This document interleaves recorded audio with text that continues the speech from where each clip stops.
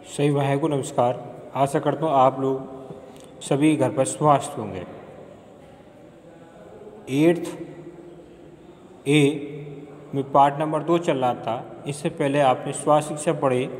अब इसी में पार्ट नंबर 2 में तीसरा चैप्टर है। इसमें शरीर के तंत्र। शरीर के तंत्र से तात्पर्य है शरीर संबंधी जानकारियाँ कि हमें शरीर में क्या क्या चीज़ें हमारे क्या कार्य करती हैं, उस संबंध में कुछ ये जानकारी दी जा रही हैं। पहला है इसमें मांसपेशी तंत्र। मांसपेशियाँ हमारी गतिविधियों को शक्ति प्रदान करती है। स्थितियों की सहायता से ये अनेक प्रकार के व्यायाम करने में सहायक होती है। ये अस्थियों से जुड़ियाँ होती हैं, शरीर को सुंदर आकार देती हैं और अस्थियों के साथ हमारे शरीर के सूक्ष्म अंगों की रक्षा करती हैं।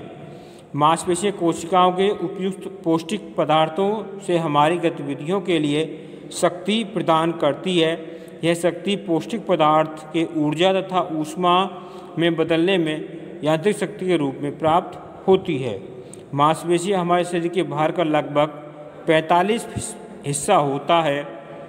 यह मांसपेशियाँ 3 प्रकार की होती हैं। इसे कह सकते हैं कि जो मांसपेशियाँ होती हैं वो हमारे शरीर की रक्षा करती हैं। आप देखते हैं कि हम कपड़े पहनते हैं, क्यों? कि शरीर की अंदर जो गंदगी ना जाए। उसी प्रकार जो शरीर के अंदर पार्ट्स हैं हमारे, उनके ऊपर ये मांसपेशी चुपती हैं और शरीर के अंदर हमारे हड्डियाँ हैं, लीवर, उनकी रक्षा करती रहती हैं। उसी प्रकार हमारी मांसपेशी 3 प्रकार की होती हैं, ऐच्छिक तथा धारदारी मांस। ये हमारी इच्छा अनुसार कार्य करती हैं तथा हमारे अस्थि पिंजर में गतिविधियाँ उत्पन्न करने में सहायक होती हैं। जो हम भी कार्य करते हैं ये उसमें उत्पन्न करने में सहायक होती हैं। अगली है इसके अंदर अनैच्छिक बिना धार वाली मांसपेशियाँ। ये हमारी इच्छा शक्ति का कार्य नहीं करती तथा हमारी आंतों, गुर्दों तो धमनियों की निर्माण करती है। जो अंदर की जो इच्छा से कार्य नहीं करती, लेकिन हमारे हृदय के गुर्दे हैं उनका ये निर्माण करती है। जैसे कह सकते हैं हम किसी को हाथ चला रहे हैं तो हमारी इच्छा से अनुसार कार्य करती हैं, लेकिन हमारी पलक है, शरीर के अंदर अनेक ऐसे पिंजर हैं जो हमारी इच्छा हो ना हो जब भी कार्य करते रहते। नंबर 3 है इसके अंदर हृदय की मांसपेशियाँ। ये मांसपेशियाँ धारीदार होती हैं परंतु फिर भी हमारी इच्छा शक्ति से कार्य नहीं करती, क्योंकि हृदय है हमारा, इच्छा हो ना हो लेकिन ये धड़कता रहता है। अगर धड़कना बंद कर देगा तो व्यक्तियों की मृत्यु हो जाती है, इसलिए ये अपना करता है। अगला आता है इसके अंदर मांसपेशियों की बनावट।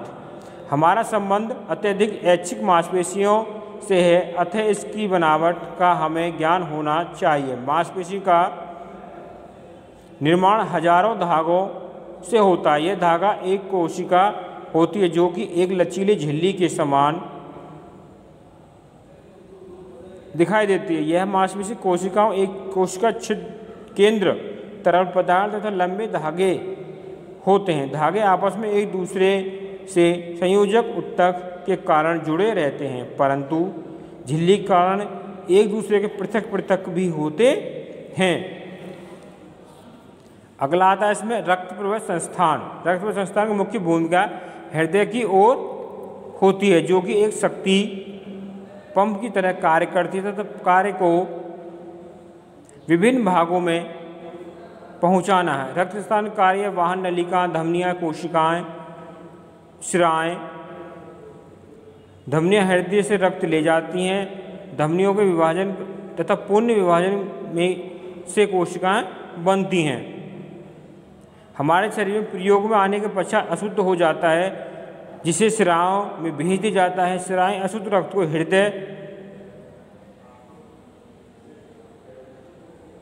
हृदय तक ले जाती हैं तथा हृदय उस अशुद्ध रक्त को साफ करने के लिए फेफड़ों में भेज देता है। इस प्रकार हृदय 2 कार्य करता है।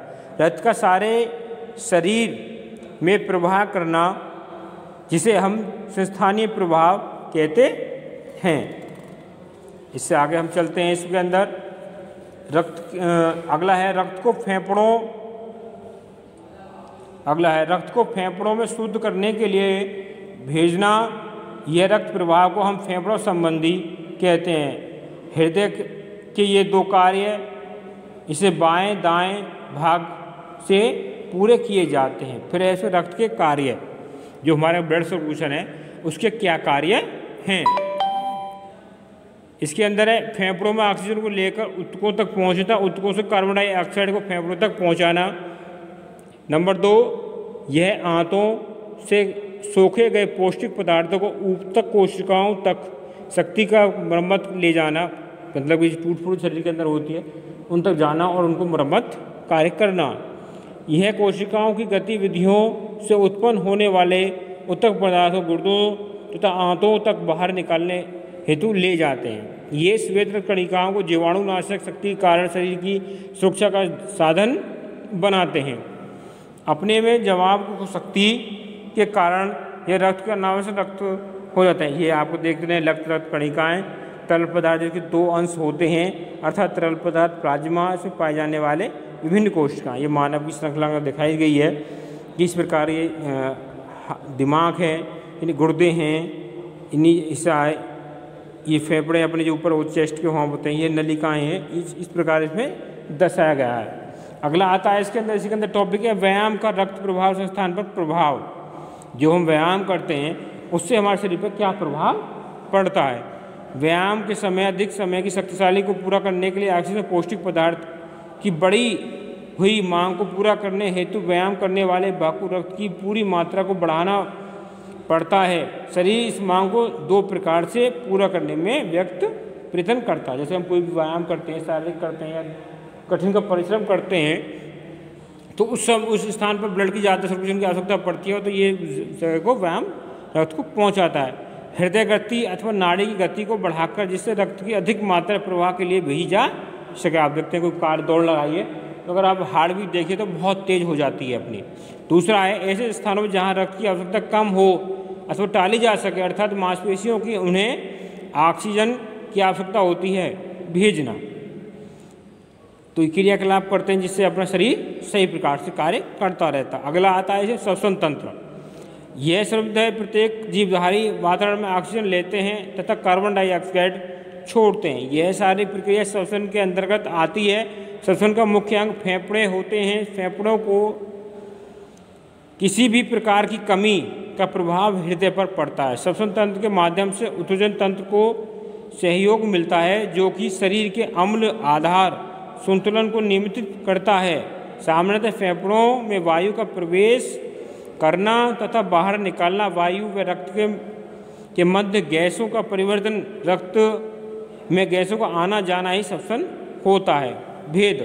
श्वसन साधारणतः 2 प्रकार के होते हैं। आंतरिक श्वसन जो कि रक्त एवं कोशिकाओं के मध्य गैसों की अदला बदली करना, बाह्य श्वसन रक्त के फेफड़ों के माध्यम गैसों की अदला बदली की क्रिया करता है। श्वसन तंत्र के कार्य। श्वसन तंत्र के निम्न प्रकार के कार्य नंबर। श्वसन तंत्र ध्वनि उत्पन्न करती है, वायु व रक्त में के मध्य ऑक्सीजन व कार्बन ऑक्साइड का परिवर्तन करता है, अनेक सूक्ष्म जीवधारियों से बचाव करता है। अगला है श्वसन तंत्र के अंग।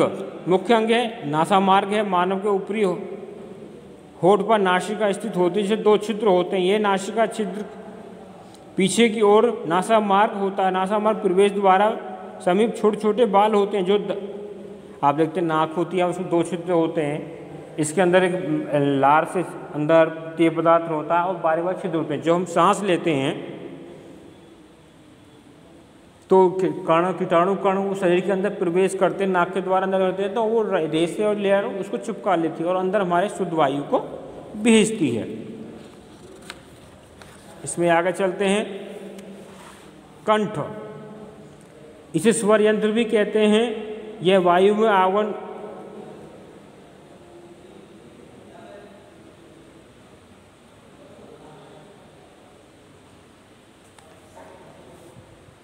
कंठ हो गया बोलने वाला जो हमारा क्रिया होता है, हाँ, जिससे हम बात करते हैं वो कंठ के तरह आता। तीसरा है ना श्वासनाल। श्वासनाल एक नलिका होती है जिसकी लंबाई 12 सेंटीमीटर होती है। इसका व्यास 2.5 सेंटीमीटर होता है। यह बस गुहा में पहुँचकर 2 भागों में बंट जाती है जिसको श्वसनाल कहते हैं। इसका मुख्य कार्य हवाओं के साथ धूल कणों से जीवाणु की रक्षा करना है। नंबर 4 है फेफड़े। श्वसन तंत्र का एक मुख्य अंग फेफड़े होते हैं। ये हृदय में प्रारंभिक गुलाबी रंग के कोमल ठोस में लचीले होते हैं। फेफड़े दोहरी झिल्ली से बनी होते हैं। अगला है निश्वसन श्वसन क्रिया पर व्यायाम का प्रभाव, कि जो श्वसन क्रिया है उसका व्यायाम पर क्या प्रभाव पड़ता है। व्यायाम का शारीरिक स्वास्थ्य के लिए अत्यंत महत्व है। व्यायाम शरीर सुदृढ़ व मजबूत बनाता है। व्यायाम मात्र उछल कूद करना, दंड बैठक लगाना या पीठी सिद्ध करना ही अपितु हम जो दिन भर शारीरिक परिश्रम करते हैं यह भी व्यायाम ही होता है।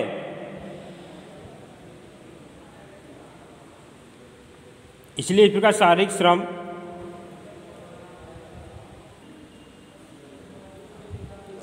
व्यायाम श्वसन क्रिया की गति तीव्र हो जाने के कारण गहरे श्वास आती हैं। हमारे शरीर में प्राणवायु अधिक मात्रा में प्रवेश होते हैं, जिससे शरीर में विभिन्न तंतु स्वस्थ बनते हैं तथा कार्बन के अधिक मात्रा में जलने के कारण ऑक्साइड गैस शरीर में बाहर निकलती है और शरीर में समस्त पेशियों में क्रियाशील हो जाती है।